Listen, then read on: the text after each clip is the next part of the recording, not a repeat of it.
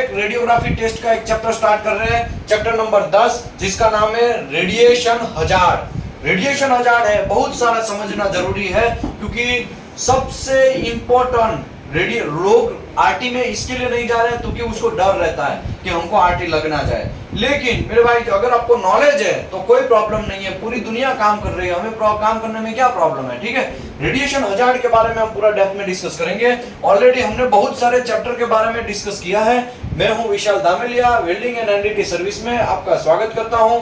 और यहाँ पे हमारा यूट्यूब चैनल है वेल्डिंग नॉलेज है। हमारा जो इंस्टीट्यूट है सूरत लोकेशन गुजरात में अभी स्थायी है। ठीक है, ओके, यहाँ पे दीपेश पटेल का नंबर है। जिन लोगों को टेक्निकल कोई डिस्कशन करना है, या तो लेवल 2 या लेवल 3 का ट्रेनिंग वगैरह लेना है, या बिगेस्ट सी स्विफ्ट 3.1, या आपको एपीआई 510, 570, 653, 936 वो सब चीज करना है, तो आपको यहाँ पे दीपेश पटेल साहब क्वेश्चन बैंक लेके आप आगे बढ़ सकते हैं। ठीक है, ओके, दीपेश पटेल आपको क्या बोलेगा कि समझो आप बोलेंगे सर मुझे एपीआई 510 करना है, इंफॉर्मेशन दो, तो आपको फॉर्म कैसे भरना है वहां से लेके आप कैसे पास हो सकते हैं, आपको हाईलाइट बुक वगैरह प्रोवाइड करवाएगा। मतलब कि आपको एक इंपॉर्टेंट क्वेश्चन, क्योंकि बुक तो इतना बड़ा है, इतना बड़ा पढ़ने से आपका लग जाएंगे, समझ में आया, बहुत टाइम लग जाएगा। इससे अच्छा है कि कोई शॉर्ट जो ऐसे नोट हो, जो इंपॉर्टेंट हो, जो एग्जाम में आ सके, वैसा आपको इंफॉर्मेशन देगा। उसमें कितने पेपर आते हैं, 2 पेपर आते हैं, ओपन बुक होता है, क्लोज बुक होता है, वैसा आपको इंफॉर्मेशन दे सकता है। फॉर एग्जांपल आपको लेवल 3 भी अगर करना है तो उसका भी इंफॉर्मेशन देगा कि बेसिक मेथड है, बेसिक देना है या मेथड एग्जाम देना है तो किसका कितना चार्ज होता है, उसका फॉर्म कैसे भरना है, साइट के जाके आप डायरेक्टली फॉर्म कैसे भर सकते हैं, बीच में कोई एजेंट रखने की आपको जरूरत नहीं है। लेकिन आजकल आपको तो पता है इंडिया में एजुकेशन स्तर नीचे आने का रीजन ही यही है। सब लोग क्या है, लूट मार चला है, पता है ना, पैसा दो मैं काम करके देगा ऐसा। लेकिन एजुकेशन का जनरली पैसा नहीं होता है, तो आपको यहाँ पे फ्री ऑफ कॉस्ट इंफॉर्मेशन आपको दीपेश पटेल देगा। हम लोग भी टेक्निकल डाउट है, टेक्निकल क्वेरी है, फ्री ऑफ कॉस्ट, कोई पैसा नहीं है। और बहुत सारे लोग ऑलरेडी कॉल करते हैं, वो तो आपको भी पता है, यहाँ पे आप ऑफलाइन में जो लोग है वो उसके सामने ही कॉल आता है, पता है ना, तो ये सब चीज चलता है। ठीक है, आगे बढ़ते हैं। आपको सर्टिफिकेट एनडीटी लेवल 2 का या रिन्यूअल करवाना है, या सीसीप का भी सर्टिफिकेट रिन्यूअल करवाना है, तो हमारा टीम पूरा आपको हेल्प करेगा। सबसे पहले ये चैप्टर का नाम है रेडिएशन हजार्ड। रेडिएशन हजार्ड है वो रेडिएशन हमारे बॉडी पे कैसे इफेक्ट करता है। रेडिएशन है वो इंटरनल रेडिएशन होता है, एक्सटर्नल रेडिएशन होता है, उसके बारे में डिस्कस करेंगे। हमारे सेल टिश्यू को कैसे इफेक्ट करता है वो डिस्कस करेंगे। उसको मेजरमेंट कैसे करना है तो उसके बारे में भी पूरा डेप्थ में डिस्कस करेंगे। इसके बाद हमको लगता है बॉडी के ऊपर कितना इफेक्टिव है बायोलॉजिकल रेडिएशन हजार्ड होता है, और RBE उसको बोलते हैं रेडिएशन बायोलॉजिकल इफेक्ट। हमारे बॉडी के अंदर रेडिएशन कैसे इफेक्ट करता है, एक्सटर्नल हमारा कैसे इफेक्ट करता है, इंटरनल कैसे इफेक्ट करता है, उसको कैसे मेजर करने का, वो सब चीज के बारे में पूरा डेप्थ में डिस्कस करेंगे। तो आइए हम लोग अभी स्टार्ट करते हैं रेडिएशन हजार्ड। उसमें सबसे पहला लाइन लिखा है radiation can B hazard in human body. हमारी बॉडी को, ह्यूमन बॉडी को इफेक्ट करता है रेडिएशन। हमारा पांचों सेंस काम नहीं आता है, ना तो हम रेडिएशन को देख सकते हैं, ना तो नाक से सूंघ सकते हैं, ना तो उसको सुन सकते हैं, ना तो उसको जीभ से टच कर सकते हैं, ना तो उसको स्पर्श कर सकते हैं। समझ में आया? ये पांचों इंद्रियां है वो हमारे काम नहीं आएगी रेडिएशन को पहचानने में। इसके लिए हम लोगों को ऐसे ही हिरोशिमा और नागासाकी में परमाणु बम फूटा तो बहुत सारे लोग डेफिनेटली मरे, डिस्ट्रक्शन की वजह से मरे, लेकिन उसमें से जो रेडिएशन निकला उसकी वजह से बहुत से, उससे 3 से 4 गुना लोग ज्यादा मर गए। लोगों को ऐसा लगा क्या होने वाला, कुछ नहीं होने वाला, और वहां पे घुस गए और क्या हो गया, रेडिएशन लग गया। थोड़े टाइम के बाद कैंसर हुआ और वॉमिटिंग वगैरह हुआ, वो एक्सपायर हो गए। समझ में आया? वॉमिटिंग में वो भी मैं समझाएगा आने वाले चैप्टर में, चैप्टर नंबर 11 है। आज ही में लंच के, या तो अभी 1 बजे के बाद हमें स्टार्ट करेगा या 12 बजे के बाद स्टार्ट करेगा कि हमारे बॉडी पे रेडिएशन आता है तो कब बाल निकलना, हेयर निकलना स्टार्ट होता है, कब आपको आंख से देखना बंद हो जाता है, कब आपका पेनिस बंद हो जाता है, मतलब ये इसके इफेक्ट ज्यादा, कब आपका टंग के ऊपर इफेक्ट होता है, कब आपका जठराग्नि के ऊपर ज्यादा इफेक्ट होता है, कब आपको वॉमिटिंग होता है, कब आपको कैंसर होने का चांस है, कब आप डायरेक्टली एक्सपायरी होंगे और कोई चांस ही नहीं है। आप इतना सारा डोज ले लिया रेडिएशन का तो खलास, वो बोलता है ना राहुल गांधी, खलास टाटा बाय बाय, ऐसा हो सकता है। तो वो सब चीज के बारे में हम लोग चैप्टर नंबर 11 में डिस्कस करेंगे। लेकिन यहाँ पे ऐसा लिखा है radiation can be hazardous of human body, human body को रेडिएशन बहुत सारा इफेक्ट करता है, ठीक है। Ionising radiation has been ability to damage the human body tissue, जैसे ही हमारे बॉडी के ऊपर रेडिएशन आएगा, हमारे बॉडी के अंदर जाएगा, तो इसके अंदर जो टिश्यू है उसको डैमेज करेगा, उसको आयोनाइजेशन करेगा। क्या करेगा? आयोनाइजेशन करेगा। वैसे हम जब हम बॉम्बार्डिंग करते हैं तो रेडिएशन निकलता है, तो अल्फा, बीटा, गामा और न्यूट्रॉन, ये 4 लोग निकलते हैं। तो चारों हमारे बॉडी पे ऊपर कैसा इफेक्ट, न्यूट्रॉन तो कोई इफेक्ट ज्यादा नहीं करता है, लेकिन अल्फा है, बीटा है और गामा है, ये तीनों लोग जो है हमारे प्रॉब्लम हमारे बॉडी के ऊपर करते हैं, वो भी हम लोग समझेंगे। और वो क्या करता क्या है एक्चुअली, हमारा ह्यूमन बॉडी के अंदर का टिश्यू है वहां पे डैमेज करता है। और ज्यादा लगा लिया, ज्यादा रेडिएशन खा लिया आपने, ज्यादा रेडिएशन एब्जॉर्ब कर लिया, तो क्या होगा, वहां पे कैंसर होगा और वहां से कैंसर का गांठ हो गया। और कैंसर का तो आपको पता है आजकल कोई इलाज नहीं है, है ना। कुछ ही कैंसर का इलाज है, कुछ कैंसर का इलाज नहीं है। उसमें भी आप तीसरे स्टेज पे चले गए तो खत्म, टाटा बाय बाय हो जाएगा, ठीक है। तो ये सब चीज आपको ध्यान रखना है। The basic building of block और living tissue in the cell, generally हमारा बॉडी जो है वो सेल से बना हुआ है ना, छोटे छोटे लिविंग टिश्यू जो है वो सेल से बना है। और the main process by which the damage the tissue occur is known as ionisation. वो जो टिश्यू है, जो हमारा बॉडी जो बनता है वो सेल से बनता है, और वही सेल को रेडिएशन क्या करता है, डैमेज करता है। वो हम लोग इसको उसको बोलते हैं डैमेज, वो लोग इसको क्या बोलते हैं, आयोनाइजेशन बोलते हैं। क्या बोलते हैं? आयोनाइजेशन बोलते हैं। अभी हम आते हैं एक्सटर्नल रेडिएशन, इंटरनल रेडिएशन। अभी मैं आपको ये बोलूं, समझो हिरोशिमा में परमाणु बम फूटा, तो अभी क्या होगा, वहां के लोगों को रेडिएशन बाहर से लगा, ठीक है, बाहर से लगा, तो क्योंकि वो खड़ा होगा यहाँ पे ऐसा, और उसकी बॉडी के यहाँ यहाँ यहाँ किधर भी तो लगा होगा ना, तो वो जो बॉडी के ऊपर रेडिएशन लगा उसको बोलते हैं एक्सटर्नल रेडिएशन। कैसा रेडिएशन? External radiation. अभी मैं आपको युवराज सिंह की बात करता हूं। युवराज सिंह को कैंसर हुआ, राइट। अभी उसको कैंसर हुआ तो उसका कीमियोथेरापी हुआ कि नहीं हुआ? मनीषा का भी हुआ, उसके बाद और कौन है, मेरा फेवरेट हीरो है इमरान खान का भी कीमियोथेरापी हुआ, लेकिन वो तो बेचारा एक्सपायर हो गया, ये दुखद बात है। लेकिन मैं ऐसा बोलना चाहता हूँ, कीमियोथेरापी करते हैं तो कीमियोथेरापी में करते क्या है, समझो यहाँ पे आपका कैंसर है, यहाँ पे कैंसर है, यहाँ पे कैंसर है, यहाँ पे कैंसर है, यहाँ पे कैंसर है, तो क्या करेगा डॉक्टर जो है, कीमियोथेरापी मतलब रेडिएशन को बॉडी के अंदर इंजेक्शन मारेंगे। क्या करेंगे? इंजेक्शन के वाटे या डोज के वाटे या दवाई के वाटे में बॉडी के अंदर डालेंगे, तो उसको बोलते हैं, वो जो रेडिएशन लगता है, वो जो अंदर रह के रेडिएशन लगता है, बॉडी के अंदर तो चला गया ना, उसके अंदर रह के जो रेडिएशन लगता है उसको इंटरनल रेडिएशन कहते हैं। हम लोग फॉर एग्जांपल ऐसा है कि हम तो बोलते हैं कि जमीन के अंदर भी रेडिएशन, जमीन के कुछ यूरेनियम और कौन सा मिलता है, यूरेनियम और रेडियम, वो सब जमीन के अंदर से मिलता है। फॉर एग्जांपल अनाज है, अनाज हम लोग खाना खाते हैं तो उसमें ही थोड़ा बहुत चला गया बॉडी के अंदर, ऐसा हो सकता है ना, चांस है ना ऐसा। पानी के वाटे, पानी रेडिएशन वाला हो गया है, समझो कोई चीज वहां पे हुआ और रेडिएशन का खराब जो पानी है वो नदी या रिवर के अंदर घुसेड़ दिया, और वही पानी हमारे बॉडी पे ऐसे हमने पिया, है ना, तो पीने के बाद वो पानी अंदर गया, तो वो रेडिएशन है, वो तो क्या करेगा, उत्सर्जन करेगा, वो तो अंदर बॉडी के अंदर वो निकलेगा, वो ऐसे ऐसे उत्सर्जन करता, तो बॉडी का ह्यूमन टिश्यू है उसको इफेक्ट करेगा, तो वो रेडिएशन है उसको इंटरनल रेडिएशन बोलेंगे। कैसा radiation? Internal radiation. External radiation कौन सा हुआ, जो बाहर से हमने खाया उसको एक्सटर्नल रेडिएशन, हमें कुछ श्वास के वाटे या कुछ खाने के वाटे या तो फिर कुछ इंजेक्शन के वाटे ऐसा कोई रेडिएशन लिया और हमें रेडिएशन लगा, तो उसको बोलते हैं इंटरनल रेडिएशन। आइए डिस्कस करते हैं। External radiation exposed come from the radiation source outside of the body, such as X-ray हो, एक्सरे मशीन से लगा हो या गामा से लगा हो, या तो कोई एक्सरे गामा जो सोर्स है उसकी वाटे लगा। फॉर एग्जांपल हमारा मुत्तु स्वामी ऐसा गामा सोर्स या एक्सरे सोर्स लेके जा रहा है, तो उसमें से लीकेज होगा, थोड़ा ना थोड़ा बॉडी पे तो खाएगा ना, वो कुछ एमआर या तो कुछ सीवियर वगैरह सीवर्ट वगैरह खाएगा, तो वो जो रेडिएशन खाया है उसने, तो उसको बोलते हैं एक्सटर्नल रेडिएशन। कैसा रेडिएशन?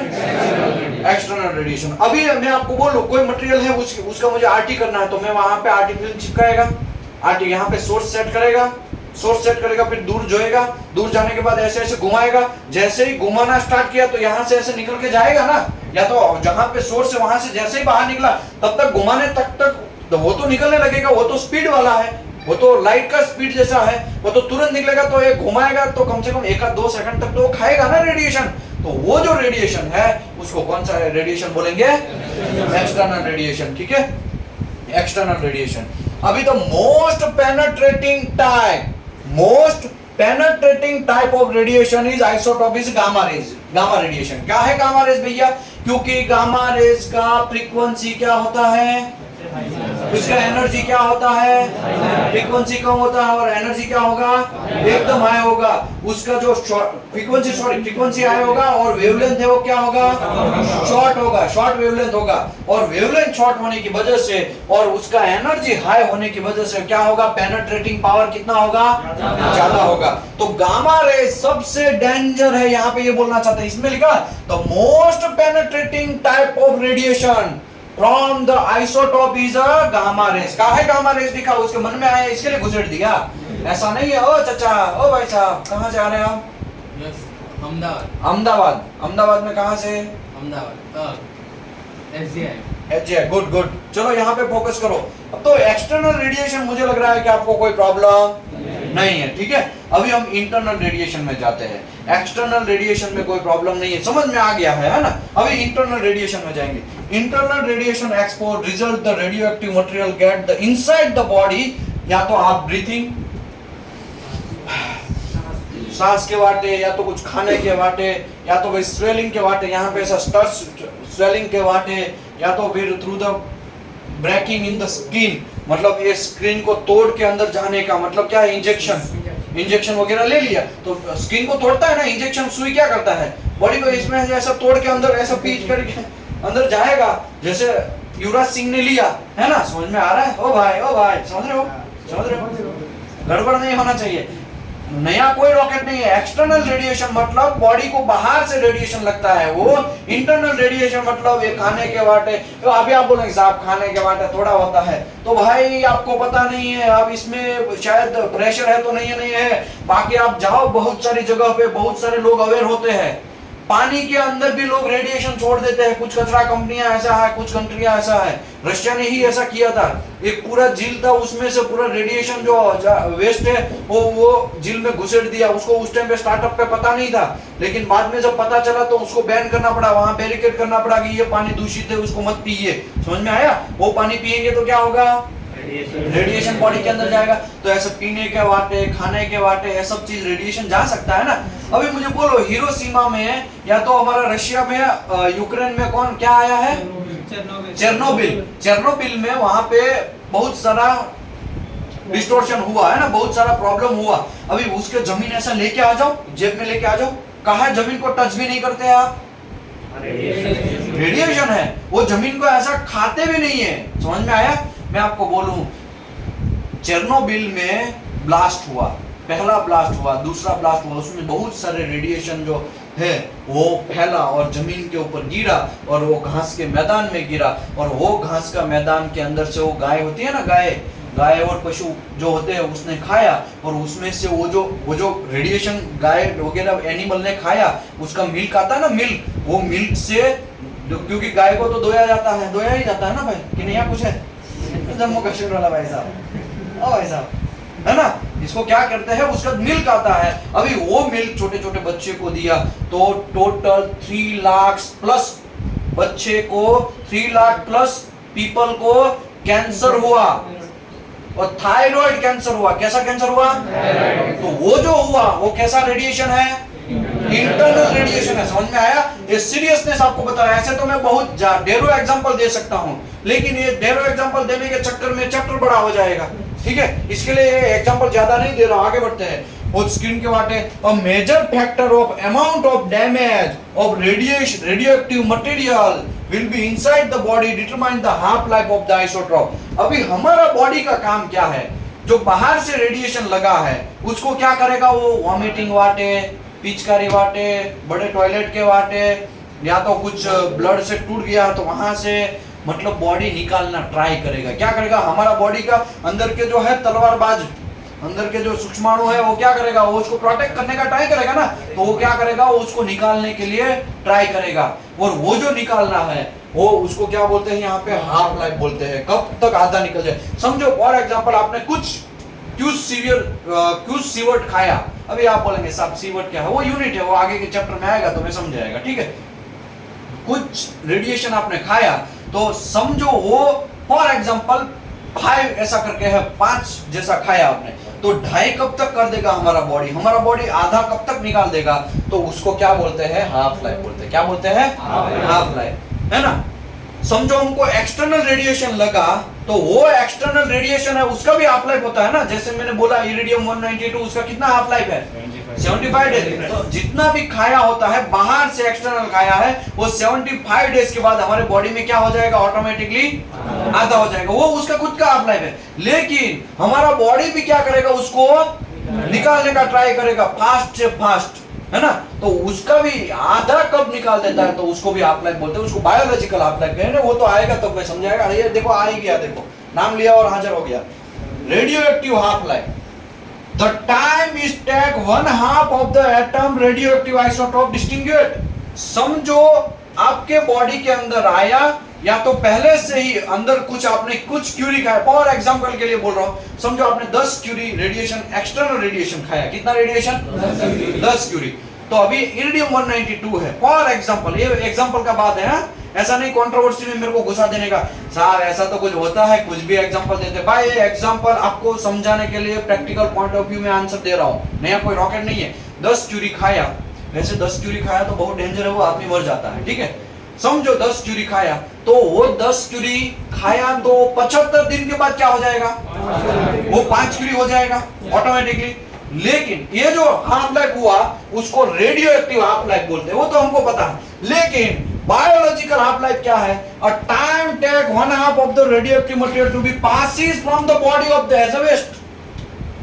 इसके वाटे वॉमिटिंग के वाटे, आंख के आंसू के वाटे, यहां से थोड़ा बहुत निकल सकता है, यहाँ के वाटे, समझ में आया। जहां पे हॉल है वहां से निकलने का बॉडी पूरा का पूरा वो एज अ वेस्ट पास करने का ट्राई करेगा। क्या लिखा है, radioactive material to be passes from the body as a waste. समझो 10 क्यूरी खाया तो क्या हमारे बॉडी 75 दिन तक 10 क्यूरी रहेगा। 75 दिन के बाद 5 क्यूरी हो जाएगा, लेकिन 5 क्यूरी भी नहीं होगा। कहा है वो क्या करेगा, पहले जैसे ही 10 क्यूरी खाया तभी तुरंत क्या कर देगा, वो निकालने का ट्राई करेगा। वॉमिटिंग करो या आंसू से, या तो पिचकारी या डबल, वो सब चीज के बारे में है ना। तो उसके बाद वो दोनों का हाफ लाइफ का कॉम्बो जो है उसको बोलते हैं इफेक्टिव हाफ लाइफ। ये हम कैलकुलेशन काहे करने का भैया, क्योंकि हमारे साइंस यहां तक पहुंच चुका है कि हमारे बॉडी पे कितना रेडिएशन खाया हो, कैलकुलेशन के हिसाब से हम लोगों को फिर डोज भी देना पड़ता है ना। अगर कैंसर वैंसर हो गया तो मेडिसिन की वजह से मेडिसिन कितना कैसे देने का, वो सब कैलकुलेशन के हिसाब से दोगे तो ठीक होने का चांस है। अभी मैं आपको बोलूं युवराज सिंह जो है उसको कैंसर हो गया, तो 3-4 इंजेक्शन मार दिया होगा तो क्या होता, वो ऑटोमेटिकली आदमी एक्सपायर हो जाता है ना। ऐसा हुआ नहीं, काहे नहीं हुआ भैया, क्योंकि वो सब कैलकुलेशन हुआ होगा कीमोथेरेपी में कि भाई इसको इतना है, अभी इतना देंगे तो हो गया इनफ, ज्यादा देने की जरूरत नहीं है। कीमोथेरेपी में इसके लिए तो डॉक्टर चांसेस कम लेते हैं कि भाई हमें पता नहीं, हम तो थ्योरिकल इतना है इसके लिए इसके हिसाब से दे रहे हैं, लेकिन आपको डोज गर्म पड़ गया तो हमारा कोई कसूर नहीं, ऐसा करके साइन भी करवाता है कि नहीं करवाता है। ओके, आपके रिलेटिव में बहुत सारे लोगों को कैंसर हुआ होगा, तो कभी कभी है ना कैंसर लेते हैं, डोज लेते हैं। क्या लेते हैं, डोज लेते हैं, तो बाल चले जाते हैं यहाँ के या हाथ के और मुंडी के बाल सब चले जाते हैं। काहे चले जाते हैं, क्योंकि वो इफेक्ट रेडिएशन का एक इफेक्ट है। समझ में आया, वो भी मैं आपको समझाएगा आगे के चैप्टर में। लेकिन वो निकालना स्टार्ट करता है बॉडी, तो उसको बोलते हैं biological half life and effective half life, दोनों का कॉम्बो। किसका है, दोनों का कॉम्बो। संजय दत्त का मूवी देखा है ना, कौन सा मूवी है, पुलिसगिरी, है ना। उसमें लिखा है ना, मैं तो भाई कॉम्बो हूँ, हीरो भी हूँ और विलन भी हूँ, है ना। ऐसा तो combination of the above two a radioactive half life, मतलब बॉडी के अंदर खाया उसका भी खुद का भी एक हाफ लाइफ होगा, और बॉडी भी खुद निकालने का ट्राई करेगा, आधा करेगा। वो जो दोनों हाफ लाइफ का कॉम्बो है उसको क्या बोलते हैं, effective of the combination of the above two, it is to needed to close 1/2 of the radioactive thread by the combination of biological estimation, किसके लिए है? Biological elimination and radioactive decay गिनने के लिए ये सब चीज होता है। अभी आप बोलेंगे साहब इसका क्या जरूरत पड़ा, ये सब चीज हमको काहे समझाने का? तो भाई जिसको भी रेडिएशन लग गया तो आदमी सीधा मर नहीं जाता है, ठीक है, उसका भी मेडिकल इलाज है, आप टेंशन लेने की जरूरत नहीं है। आप बोलेंगे साहब हमको रेडियोग्राफी लेवल 2 या लेवल 3 करवा रहे हैं लेकिन हमको लग गया, तो भाई बहुत उसका भी कोई मात्रा है, फिक्स किया हुआ, गवर्नमेंट ने रूल्स एंड रेगुलेशन निकाला है। AERB का नाम सुना है? Atomic research of regulatory board, AERB हमारा, वो भी मैं साइट यहाँ पे गवर्नमेंट का हमारा साइट निकाल के आपको दिखाएगा आगे के चैप्टर में, तब मैं आपको समझाएगा कि गवर्नमेंट ने क्या क्या रूल्स डिसाइड किया है। आपका फोन जो है ना, आपका फोन, मोबाइल का फोन, स्मार्टफोन, उसमें भी आप जब स्पेसिफिकेशन लेते हैं ना तो उसमें आता है कि इससे ज्यादा गवर्नमेंट का रूल से 1.76 या 1.6 से ज्यादा आपको नहीं रखना है। अगर ऐसा फोन है तो उसको अलाउड नहीं है इंडिया में, पता है ना। कुछ MI का फोन को बैन किया था पुराने टाइम में गवर्नमेंट ने, काहे बैन किया था? उसके मन में आया था, उसको पैसा नहीं मिला था, उसको करप्शन हुआ था, इसके लिए। ऐसा नहीं है उसका रेडिएशन ज्यादा था इसके लिए उसको बैन कर दिया गया, समझ में आया? वो भी मैं आपको समझाएगा, सिखाएगा। लेकिन अभी हम बात करते हैं unit of radiation dose measurement. Unit और रेडिएशन डोज का मेजरमेंट कैसे करेंगे, ये सब चीज समझ लिया कि हाँ भाई बायोलॉजिकल हाफ लाइफ होता है, रेडियोएक्टिव का हाफ लाइफ होता है, दोनों का कॉम्बो है, उसका हाफ लाइफ जो है वो दोनों का कॉम्बो वगैरह दिखाया है, वो सब चीज। लेकिन ये सब कैलकुलेशन कैसे करेंगे, उसका यूनिट क्या होगा? ओ भाई साहब, ओ चाचा पीछे वाले, तो basic unit of X-ray the exposure, X-ray हो या गामा रे हो, उसका क्या बोलते हैं? उसका यूनिट है रॉन्जन। नाम तो सुना ही होगा, है ना? राज नाम तो सुना ही होगा, ऐसा आता है ना, ऐसा है। रॉन्जन नाम तो सुना ही होगा। ये जो रॉन्जन है वो हमारा मेजरमेंट का यूनिट। हो चाचा क्या है? कहाँ के हैं आप? बिहार से? कहाँ से? गोपालगंज। पकड़े गए। ध्यान रखो, फोकस करो। Actually the radiation is not being directly measure, उसको मेजर डायरेक्टली नहीं कर सकते हैं। रॉन्जन है और इसका यूनिट है, ठीक है, और रेडिएशन को डायरेक्टली मेजर नहीं कर सकते। डायरेक्टली मेजर करते तो मजा आ जाता, लेकिन डायरेक्टली मेजर नहीं कर सकते। वो तो एयर में कितना है, एक square by square, for example यहाँ पे कितना है तो यहाँ पे ऐसा स्क्वायर बनाएंगे, इसमें हिसाब से वो कैलकुलेशन करेंगे। इसमें कितना रेडिएशन आ रहा है, यहाँ पे फिल्म रखेंगे, यहाँ पे कितना रेडिएशन उसका एक्सपोजर किया, वो धो के भी देख सकते हैं कि हाँ भाई इतना उसने यहाँ पे रेडिएशन है, समझ में आया? ऐसे मेजरमेंट नहीं कर सकते हम लोग, लेकिन ऐसे एक्सपोजर के हिसाब से डिसाइड कर सकते हैं। तो actually radiation are not being directly measure but some process, उसका कोई प्रोसेस है by which the radiation damage the tissue and put to work in the measurement of radiation. समझो फॉर एग्जांपल हमको यहाँ रेडिएशन लगा तो हमारा टिश्यू को कितना डैमेज किया, पूरा 100% डैमेज कर दिया, फिर वो टिश्यू जिंदा नहीं हो पाएगा, तो समझ लेना बहुत ज्यादा डैमेज। उसके हिसाब से उसने यूनिट दिया है कि हाँ इतना रंजन है। अगर कम 50% जिंदा है, 50% एक्सपायर हो गया है हमारा वो टिश्यू, तो समझ लेने का है वो 50%, मतलब इसके हिसाब से रंजन डिसाइड किया। अगर समझो 10% ही इफेक्ट किया हमारे टिश्यू को, 90% ओके है, तो उसके हिसाब से एक कितना डैमेज हुआ है उसके हिसाब से डिसाइड किया जाता है कि कितना रंजन कहाँ पे है। समझ में आ रहा है? आगे, a Röntgen as a unit which express the radiation exposure and based on ionization effect of radiation। वो तो हम अभी बोला कि ये टिश्यू को कितना आयोनाइजेशन किया, वो आयोनाइजेशन है उसको वो मेजर करेगा। वो जो टिश्यू के अंदर कितना डैमेज हुआ उसको मेजर करेगा और उसके हिसाब से बोलेगा कि यहाँ पे इतना रंजन है। समझ में आ रहा है? समझ रहे? आप कहाँ से हैं? बिहार में पटना। बिहार पटना, गुड गुड, पूरा फोकस है उसका यहाँ पे, good. Roentgen is not directly measured, roentgen को डायरेक्टली मेजर नहीं किया जाता है, but simply measure radiation presence in air. Air के अंदर कितना रेडिएशन प्रेजेंस है वैसा आप कर सकते हैं। बाकी सीधा हाँ 50 निकला 50, ऐसा घंटा ऐसा नहीं बोल सकते। समझ में आया? वो एयर के अंदर कितना है उसके हिसाब से डिसाइड होता है। This related to the amount of exposure and person will be received in the same area. समझो यहाँ पे खड़ा है तो यहाँ पे मेरे को कितना लगा, यहाँ पे कितना लगा, यहाँ पे, तो ए एरिया में कितना लगा उसके हिसाब से डिसाइड होता है। समझ में आया?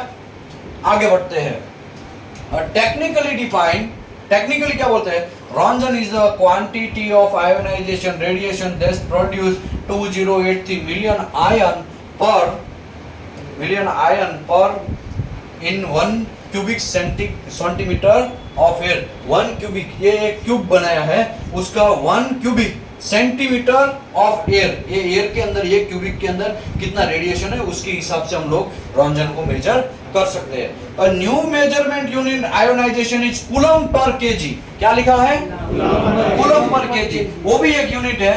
कूलम पर केजी वो भी एक यूनिट है। 1 coulomb per kg is equal to 38.76 roentgen. ठीक है, अभी ये सब चीज आप बोलेंगे याद रखने, भाई ये याद रखने की जरूरत नहीं है, आजकल तो स्मार्टफोन है, मोबाइल में भी सर्च मारोगे कि 1 कूलम पर केजी कितना रॉन्जन होता है तो ये इतना आ जाएगा। ठीक है, 1 milli roentgen is 1 by divided 1000। और मिली का तो सबको पता है, exa peta, tera, giga, mega, kilo, hecto, deca, deci, centi, milli, micro, nano, pico, femto, उसके हिसाब से डिवाइडेशन करने का। मिली मतलब 10⁻3, केजी मतलब 10⁻3, मिली मतलब 10⁻−3। समझ में आया? तो ये सब चीज के हिसाब से आप डिसाइड कर सकते हैं। ठीक है, अभी आते हैं आरएडी, आरबी और आरईएम।